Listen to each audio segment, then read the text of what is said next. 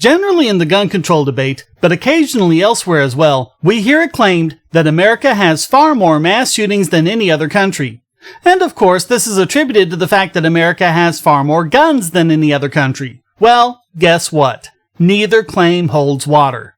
Although it is technically true that more people own guns in America, it isn't anywhere near as inflated as the gun control nut bars make it out to be. They love using the number of guns per capita, but this statistic is misleading, since many gun owners in the US are collectors owning numerous guns, including antique guns, even flintlocks and muskets that will never ever be fired again. This inflates the figures.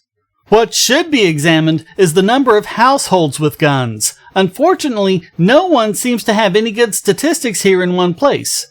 It's all the number of individual firearms per capita, not the percent of households that have at least one gun. In the US, according to a report published in Injury Prevention, that's about 1 in 3 households, nowhere near how the guns per capita figure makes it appear, but I couldn't find a source that lists consistently reported statistics for multiple countries. If anyone knows a good source for this, that's the percentage of households with at least one gun, not the number of guns per household or per capita. Please let me know in the comments. This video will therefore be focusing on the other claim, that America has more mass shootings than other countries. This is just absolutely false on the face of it. The Crime Prevention Research Center has posted the data on mass shootings, which it defined as one where 4 or more people were killed in a public place, not related to another crime, and not involving struggles over sovereignty, for several countries over the years 2009 to 2015. When it comes to the annual death rate for mass shootings, the US doesn't even crack the top 10. Way at the top is Norway, followed by Serbia, France, Macedonia, Albania, Slovakia, Switzerland, Finland, Belgium, and the Czech Republic. The US is just ahead of Austria, the Netherlands, Canada, England, Germany, Russia, and Italy. Also note that these tiny numbers are per million, so not only is the risk rate not high enough to be remotely concerned about, the differences between countries is probably not statistically significant. Another claim about mass shootings that gun control nutbars, including Barack Obama, make is about the frequency of such attacks.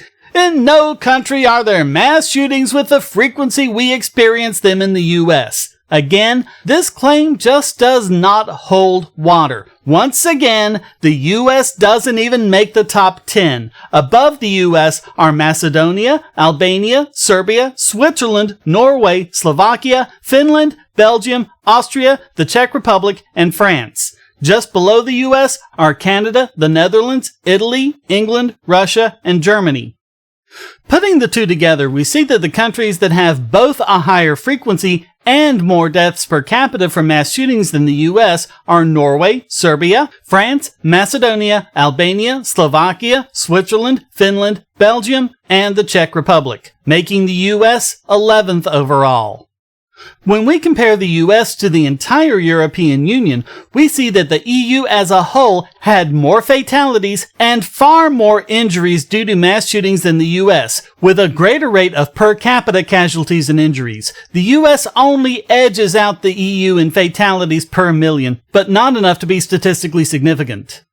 They also looked at the worst mass shootings, where more than 15 people were killed in the attack. Out of 16 such cases, only 4 were in the United States, with 2 each in France, Germany, and the UK. If you adjust for population, then these are almost twice as frequent in Germany and almost 2.5 times as frequent in the UK.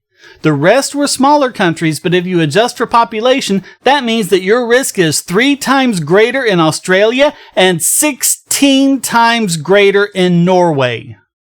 It's interesting to look at the states in the US where these have happened, and where they haven't. And since they only look at cases where 4 or more people were killed, you aren't getting cases where it was foiled by an armed citizen, like the Uber driver in Chicago earlier this year, or the guy outside the bar in South Carolina a few weeks ago.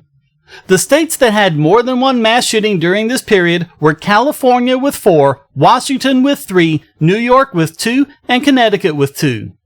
3 of these are on the Brady campaign's 10 least friendly states for criminals. In other words, the states with the strongest gun control laws. For their criminals' choice states, in other words, the 15 states with the weakest gun control laws, none of them had more than one mass shooting, and only 2, Florida and Nevada, had even a single mass shooting.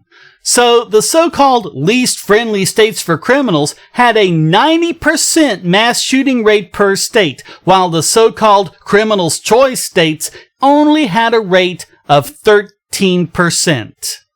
Now, these are just mass killings from firearms. It doesn't include bombings, which tend to be much deadlier, and bombs are already illegal in pretty much all of these countries. No matter how you juggle the data, it just doesn't make sense that gun control could prevent any of these.